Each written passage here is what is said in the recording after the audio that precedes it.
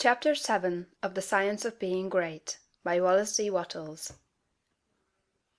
The Individual Point of View. Important as the matter of your point of view for the facts of social life is, it is of less moment than your viewpoint for your fellow men, for your acquaintances, friends, relatives, your immediate family, and most of all, yourself. You must learn not to look upon the world as a lost and decaying thing, but as a something perfect and glorious, which is going on to a most beautiful completeness. And you must learn to see men and women not as lost and accursed things, but as perfect beings advancing to become complete. There are no bad or evil people. An engine, which is on the rails pulling a heavy train, is perfect after its kind, and it is good. The power of steam, which drives it, is good.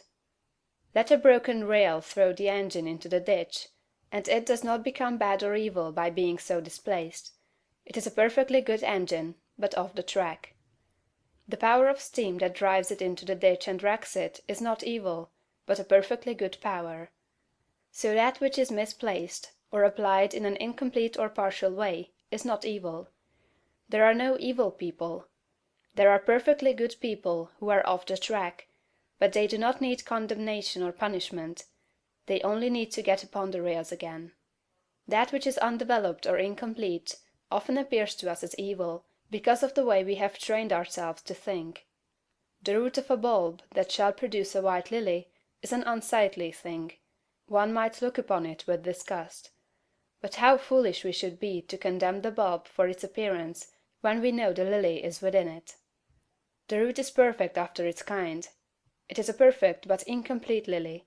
And so we must learn to look upon every man and woman, no matter how unlovely in outward manifestation. They are perfect in their stage of being, and they are becoming complete. Behold, it is all very good.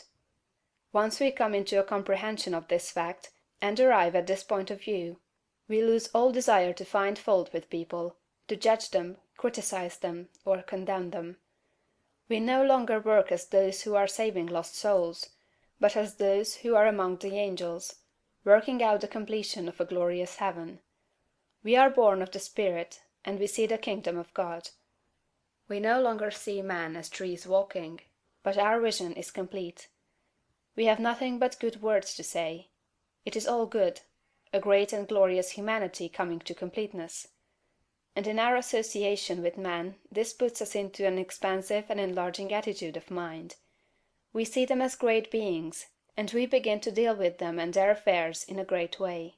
But if we fall to the other point of view, and see a lost and degenerate race, we shrink into the contracting mind.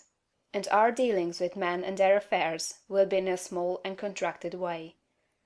Remember to hold steadily to this point of view.